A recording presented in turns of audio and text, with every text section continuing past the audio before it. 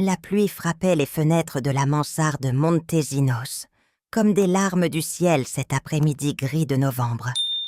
Chaque goutte semblait résonner avec un écho de tristesse, reflétant le vide qu'Armando avait laissé.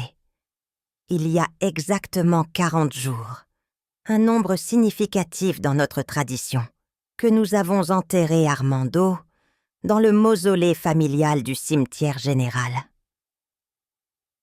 La maison de 3 étages dans le quartier exclusif du sud de La Paz, qui résonnait autrefois des fêtes de la haute société paceña, semblait maintenant être à court d'air, sans vie, sans cette aura de pouvoir que mon défunt mari irradiait en entrant simplement dans une pièce. L'horloge murale marquait 4 heures précises. Mais le temps semblait s'être arrêté. Les tableaux qui ornèrent les murs, les statues de marbre et les meubles en bois sculptés, tout semblait être dans un état de deuil perpétuel. Le manoir, qui était autrefois un symbole d'opulence et de succès, se sentait maintenant froid et désolé. Ephraïn, mon fidèle majordome depuis 15 ans, entra dans le salon de thé avec le plateau en argent où reposait ma tasse de maté de coca. Sa présence, toujours si silencieuse et efficace, était l'un des rares réconforts que j'avais en ces jours difficiles. « Madame Valkyria, vous devez manger quelque chose », insista-t-elle avec cette voix grave qui connaissait tous mes états d'âme. Ses yeux, toujours attentifs, reflétaient un mélange de préoccupation et de compassion. Je regardais par la fenêtre vers les jardins, où Armando et moi avions l'habitude de prendre le thé de 5 heures. Les rosiers qu'il soignait tant étaient maintenant flétris, comme s'il pleurait aussi son absence.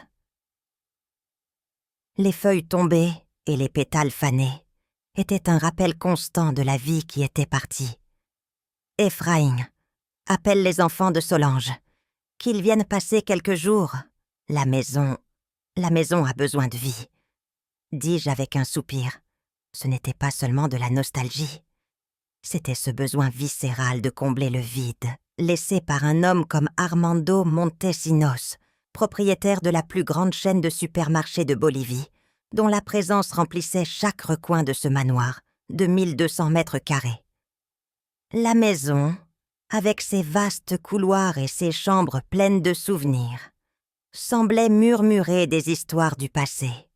Chaque objet, chaque meuble, chaque coin gardait un fragment de notre vie ensemble. Armando avait été plus qu'un mari. Il avait été là le pilier de notre famille, le moteur de notre succès. Son absence était comme un trou noir qui absorbait toute la lumière et la joie du manoir. Ephraïn hocha la cabza suavement, comprenando la profundidad de mi dolor. Je savais que la présence des enfants de Solange pourrait apporter un peu de chaleur et de vie à la maison. Bien que ce fût une solution temporaire, c'était une étape nécessaire pour affronter la réalité de vivre sans Armando. « Comme vous le souhaitez, Doña Valkyria, je m'occuperai de tout, » répondit Ephraïn, se retirant discrètement du salon de thé. Alors que je prenais une gorgée de mat de coca, mon esprit se remplissait de souvenirs. Je me suis souvenu des rires, des célébrations, des conversations profondes que nous avions partagées dans cette même salle. Le manoir Montesinos, qui était autrefois un refuge d'amour et de bonheur, se sentait maintenant comme une prison de tristesse et de solitude. Avant de continuer, pour en savoir plus sur les expériences quotidiennes et même les moments qui ont marqué la vie de ces dames, abonnez-vous pour ne manquer aucune histoire et aimez cette vidéo pour nous soutenir. Nous t'attendons dans chaque nouvel épisode. Maintenant, continuons. Vendredi après-midi, j'ai entendu le moteur de la Mercedes noire familière se garer dans la cour d'honneur. Le son du moteur résonna dans l'air humide et froid de novembre, apportant avec lui un mélange d'attente et d'anxiété. Depuis le balcon de ma chambre, j'ai vu descendre les fils de ma belle-sœur. Ivan, l'aîné, médecin chirurgien de 32 ans, avec son costume impeccable et cette arrogance héritée de sa mère. Sa présence avait toujours été imposante, mais aujourd'hui elle semblait encore plus distante et froide. Dunia, l'avocate de 30 ans, avec sa robe noire moulante et son regard calculateur, descendit de la voiture avec une élégance que seule elle pouvait porter. Ses yeux, toujours attentifs et analytiques, semblaient ausculter chaque détail de l'environnement. Rui, le Benjamin de 22 ans, étudiante en art à Cochabamba, avec ses boucles rebelles et son air distrait, descendit de la voiture avec un sourire doux et distrait, comme s'il était perdu dans ses propres pensées. Mais quand la 4e figure est sortie de la voiture, j'ai senti le sol céder sous mes pieds. Saúl Montesinos Yujra, le fils qu'Armando avait eu avec cette femme Aymara del Alto pendant son premier mariage, est sorti du véhicule avec une présence qui remplissait l'espace. 28 ans, 1,90 m de hauteur, avec ses yeux gris envoûtants qui étaient un miroir parfait de ceux de son père. Il portait un costume noir qui accentuait ses larges épaules et ses cheveux courts, presque militaires, brillaient sous la pluie. Chaque mouvement de lui était précis et sûr, comme s'il était habitué à être le centre de l'attention. « Tante Valkyria, j'espère ne pas vous déranger, » dit-il avec cette voix grave qui résonna dans ma poitrine comme un tambour. Sa présence était écrasante, et ses paroles, bien que courtoises, semblaient chargées d'une intention cachée. J'ai remarqué comment son regard parcourut mon costume de deuil Dior, le décolleté discret mais suggestif, le rubis de 5 carats qui battait dans ma gorge. Ses yeux s'attardèrent en chaque détail, comme s'il enregistrait chaque image dans sa mémoire. « C'est ta maison, mon fils, » mentis-je, en embrassant sa joue parfumée, au vétiver et à quelque chose d'autre. Quelque chose de sauvage et de masculin qui fit se contracter mon estomac. L'arôme de sa cologne, mélangé à l'odeur de la pluie, créait un mélange enivrant qui me coupait le souffle. Le dîner dans la salle à manger principale fut un exercice de tension contrôlée. Dunia monopolisait la conversation avec des détails de sa dernière affaire de corruption politique, sa voix ferme et assurée, comme si elle était dans une salle d'audience. Ivan consultait compulsivement son iPhone, sûrement en train de coordonner une opération privée, son visage éclairé par l'écran du téléphone. Rui dessinait sur une serviette les candélabres en argent, sa main se déplaçant avec une grâce et une concentration que seul un artiste pourrait avoir. Mais j'étais seulement consciente de Saúl.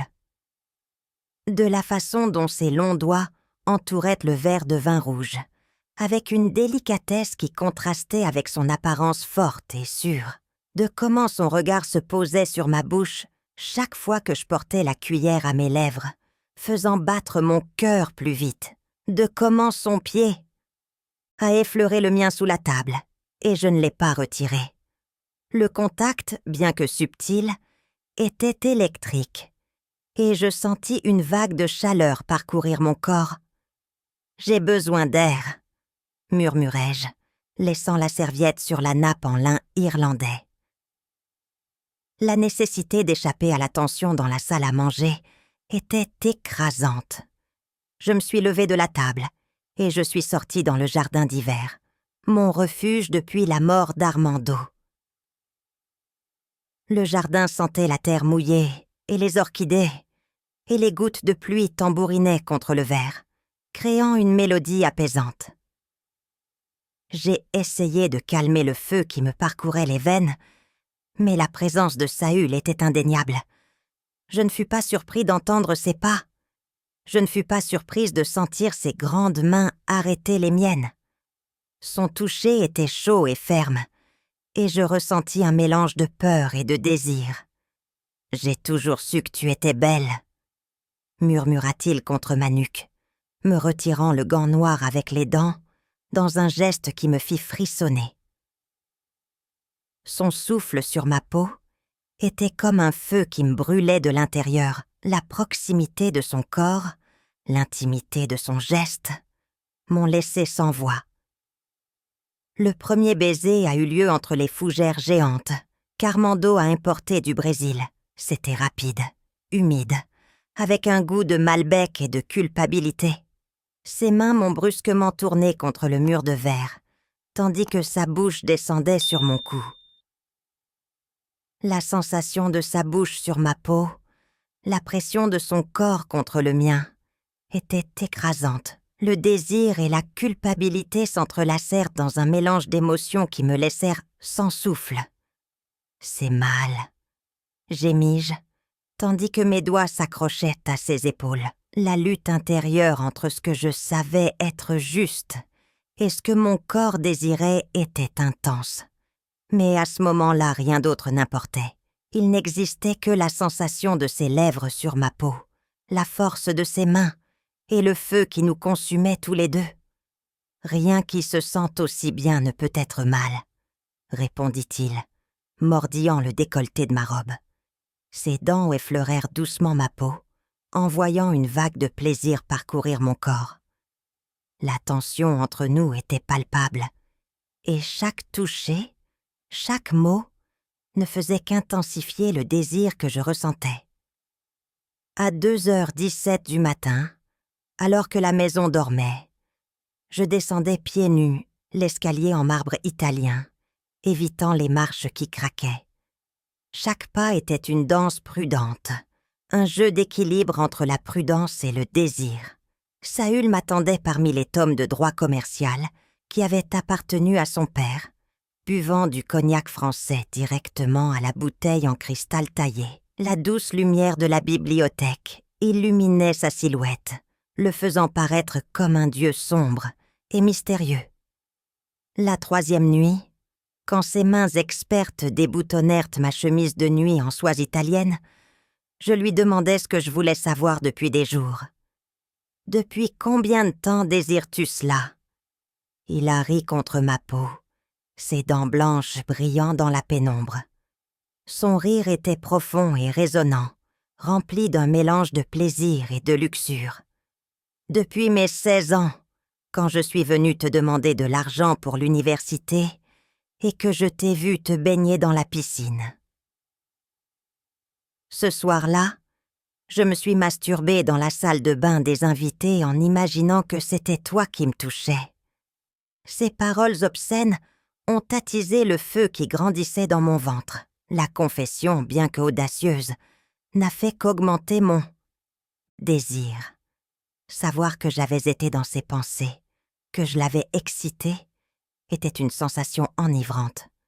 Nos rencontres sont devenues plus audacieuses, plus dangereuses. Chaque fois, c'était un mélange de risque et de plaisir.